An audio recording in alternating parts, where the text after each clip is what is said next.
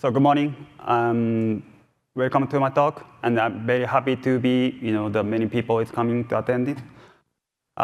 This is my 8th times RailsConf since 2012, but this is my first talk session in RailsConf, so a little bit nervous, but I will try my best. So today, I'd like to share a simple idea for getting started with Rails contributions. I will explain a simple and practical way to begin. So this talk includes many real examples, like actual pull request links and messages. You can scan this QR code to get the older slides. Yeah.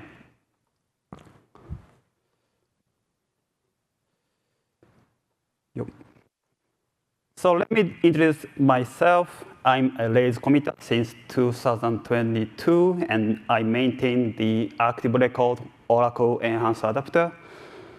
In Rails, I mainly work on the database connection adapters and fixing flaky CI issues. My journey into contributing to Rails didn't start Rails itself. I started by contributing to a third-party gem for the Oracle database adapter because I used to be an Oracle DBA. And you can find me on these social network platforms. My handle name is usually like a YA Honda. It's my first name and last name. And also, I'm a member of Asakusa RB, one of the biggest Ruby community in Tokyo. We meet every Tuesday. Usually, recently, we meet online, and once a month, we met in person.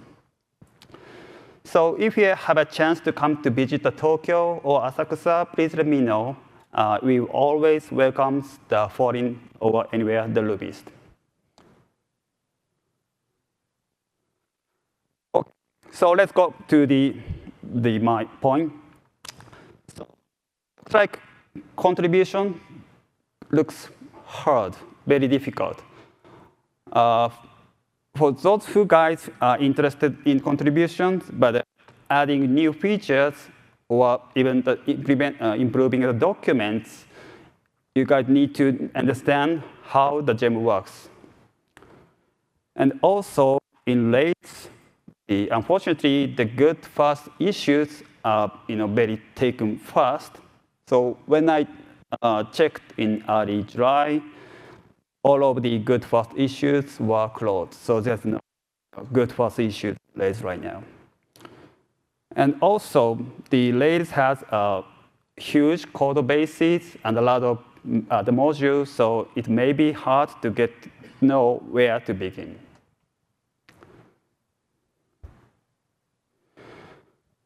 So my proposal is like this. So considering starting with gems that you already use and focus on these two goals. Fix Ruby compatibility issues, like warnings on the newer version of Ruby, like a 3.4 or something. And second, let's keep CI green. I think many people want to contribute, but do not know where to begin. These two goals give you a very cleaner and helpful starting point, I believe.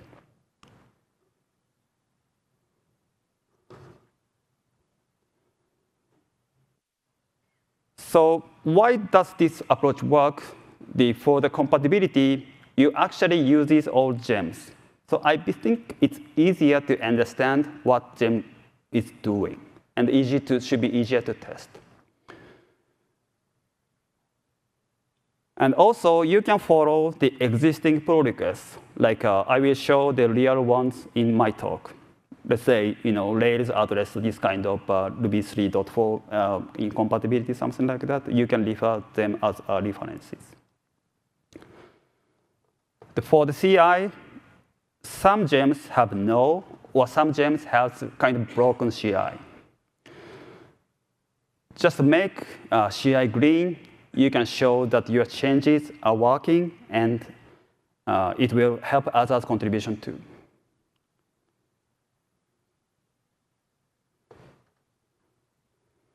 So let's say, how do I find the right gem to start?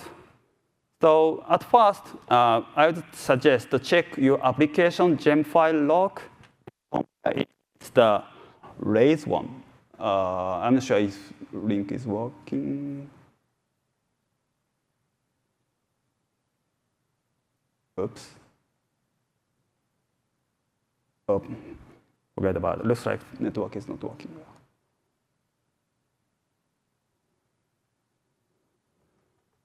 So then focus on the gems that are not on the Rails gem file log.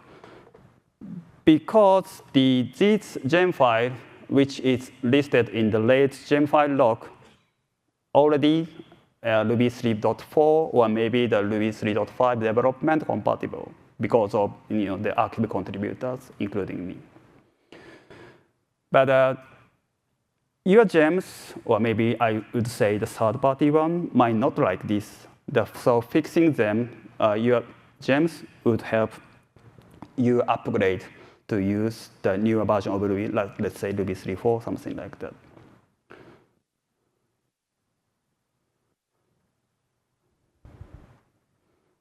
I got found timer is not working, so I don't know how much time remains. But anyway,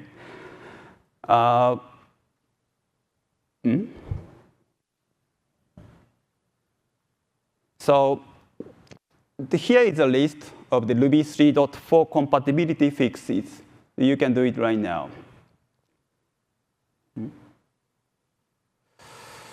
1 second.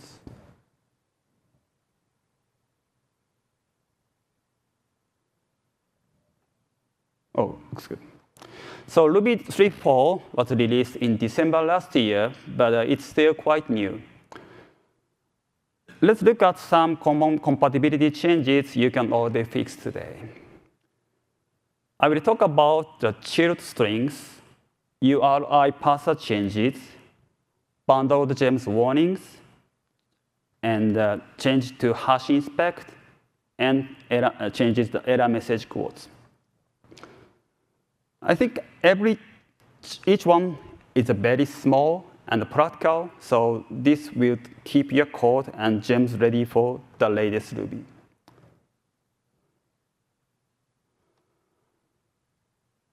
So let's start with the chilled strings. Chilled strings might be familiar with you, but this is a translation phase toward possibility, making all string literals the frozen by default in Ruby. Frozen means immutable in Ruby world. So when you run Ruby with the W- option, you will get a warning if you try to modify a string literal. So this is kind of common. For example, let's create an empty string, then appending the another one to string it. So with the W warning is enabled, it will get you a warning. This says the literal strings will be frozen in the future. To fix it, you just use the .dup on the strings if you need to modify it in advance. Actually, Ruby has made this decision yet. I mean, I don't know the frozen string literal will be default or not, but I think it's a good opportunity to prepare in advance, even though the final decision hasn't been made. So you can see the actual example of these gems, like a Ruby and HTTP client.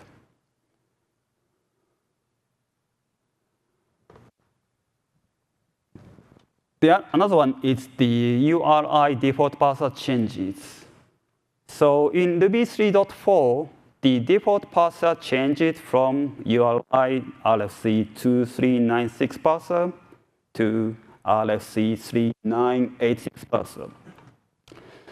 So then, introducing this new default parser, some method on RFC 398 like escape and extract, like these 5 methods are obsolete, not deprecated, but obsolete, not recommended. So if you need to use these methods, Ruby will show a warning like this. Ruby RFC 3986 parser, escape is obsolete, use blah, blah, blah. So here is how to fix the warning. So if you want the existing, I mean the before the 3.3 behavior is fine, use the previous default RFC to 396 parser directory. So it will just silence the warning. So you can take a look at this example in the Rails and the Capybara. Actually, unfortunately, or I don't know, but the pull request to the Capybara has not been merged yet. So if you use the Ruby 3.4, you get this kind of warning yet. So next one is the bundle gem warning. So Ruby has a term like a bundle gem, standard library, or blah, blah, blah. So the standard,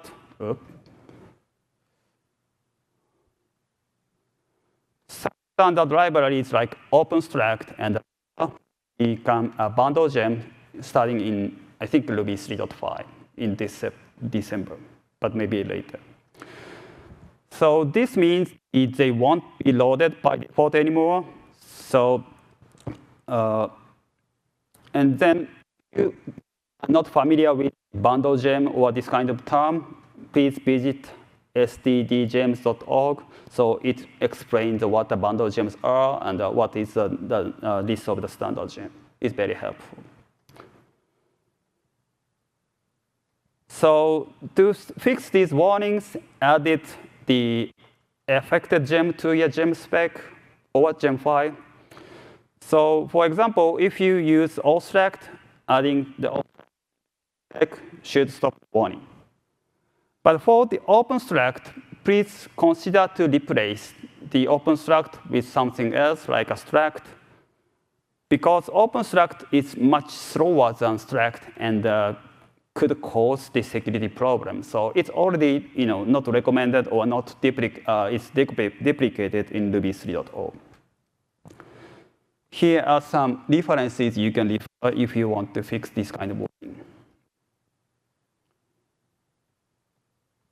So the next one is the hash inspect format changes. This slide shows the output differences between the 3.3 and 3.4 later. So in the Ruby 3.3 or earlier version of Ruby, this output used in the hash rocket old style, like this, the on the above.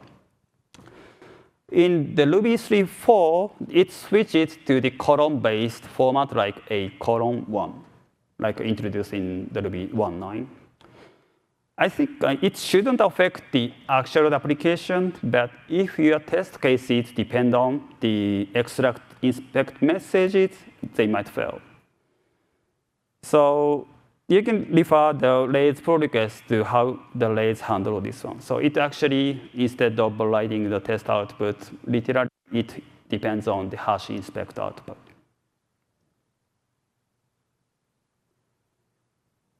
So it should be the last one. So the behavior changes. So let's look at the changes in error messages. Here is a simple example. This tries to add the number 1 and add string 1, so which raises a type error as expected. In Ruby 3.3, the error messages shows the method name inside starting with the backtick. Because the markdown format becomes very popular, this format is not. I'm not fan of this one. So in Ruby 3.4, the same message uses just a single quote, and also it includes the class name before the method. Like now it says not just plus, but also integer plus. So these changes make the message for more informative and easier to understand. So if your test compare with the full error messages strings, so this change can cause a problem. So you will need to update your expected messages to match the new quote style using the regular expression or something. So this wraps up the list of compatibility changes introduced in 3.4. So there are kind of issues you can help fixing your gems you use today. OK, so we've gone through the recent Ruby compatibility changes. Let's go to the second topic. So some might say, why CI matters? But I think when you or someone fix the Ruby compatibility issues to the gems, CI helps confirm your changes work on Ruby versions. Like should not depend on the just Ruby 3.4 or something. Because if your gems supports the older version of Ruby also. But I would say some gems does not have a working CI. So I believe most of gems have CI, but unfortunately some of them the CI status is not green. So the running CI and makes them green a great way to contribute, I believe. So now let's take a look at the two types of CI I refer in this talk. So they are not official terms, but I use this term to make things cleaner differently. The first one is the released Ruby CI that runs Ruby versions that are already released, like 3.4, 3.3, and 3.2. If it ensures that the gem works correctly on currently supported Ruby versions.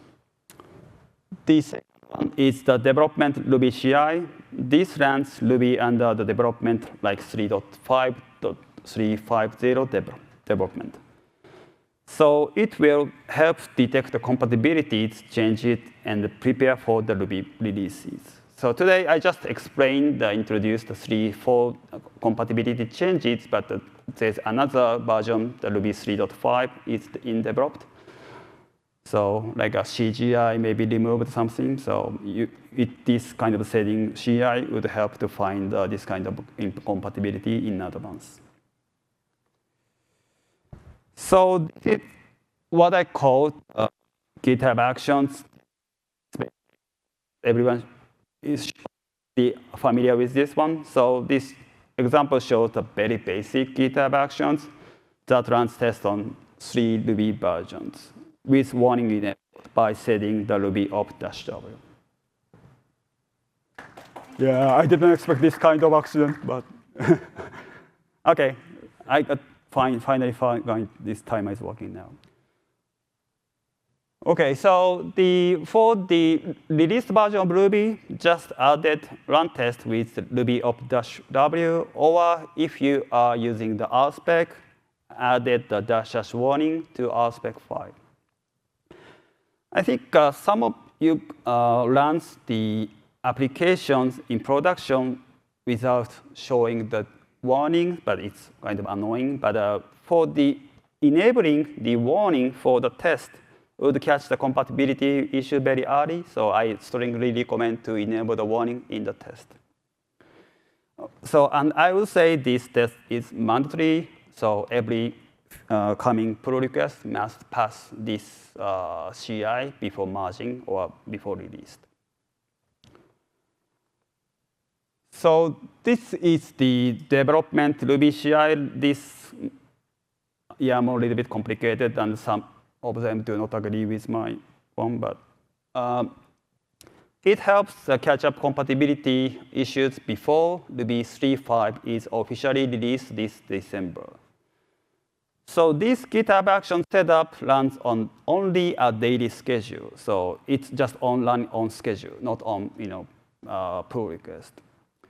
And added workflow underscore dispatch, it would allow you to run the CI, these actions manually. So don't have to wait until the 12 a.m. on the UTC. So my gem, Oracle Enhanced Adapter, tested both with and without YJIT. So this is not to improve the test performance. But sometimes there were some cases where bugs appeared only when the YJIT was enabled. So actually, recently, I don't see this kind of issue anymore. But even though this is very rare now, I think it's important to test both configurations. And also, running this kind of CI would take time, so should not require the contributors to pass this test for the pull request. So let's see which Ruby versions explained in this YAML file. The first one is the head. So its head means the development version of Ruby. So it's as of right now, this is a 3.0 development. So it could be unstable because it's activity development. So, and this is the kind of the default Ruby 3.5.0 dev version. The second one is the Ruby version is called debug. So this Ruby is built with the additional runtime checks. So I don't remember the exact name, but it would help define the additional runtime checks. So as far as I remember, it helped me finding one of the assertion failures when I tested Ruby 3.3 or 3.4 maybe. And then recently, Ruby core team provided the ASAN Ruby build. It stands for the address sanitizer. So it's a mandatory memory checker that helps detect memory corruption or invalid addresses. This ASAN build requires the Ubuntu latest. So right now, Ubuntu 24.04. And we also enable the warning with --debug frozen string literal.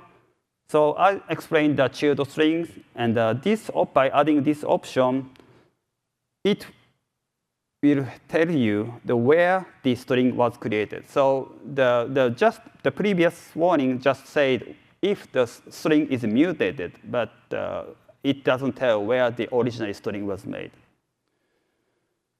Also, the Ruby versions are built in daily. So if you are running this test against this kind of development version of Ruby, you can make sure your application or gems work with Ruby 3.5. Here are some quick tips for the development Ruby CI. So please make sure to check the Ruby-B. So it shows the commit hash. In this example, Ruby 3.5 master 3.6.4 something something. It's a commit hash of the Ruby. So it would be helpful when something breaks. And also, please remember the git bisect. Recently, actually, you might not use it now, but it can help to debug which commits. It will help you which Ruby commit breaks the behavior. And also, considering removing the currently Gemfile log and add bound or install to the newest Gemfile versions instead of keeping the old one. Because some fat gems, like a Nokogiri or maybe some other gems, may not be available for the development version of Ruby because it's actively developed. And if this CI fails, that's fine, as long as release Ruby CI is green. And then, working with community is very important, I think. Some maintainers may not prefer the CI against the CI with the Ruby 3.5. But if you think this is helpful, explain why. Please, have a good communication with maintainers. And also, if you find some issues, please give a feedback to the bugs Ruby or GitHub issues.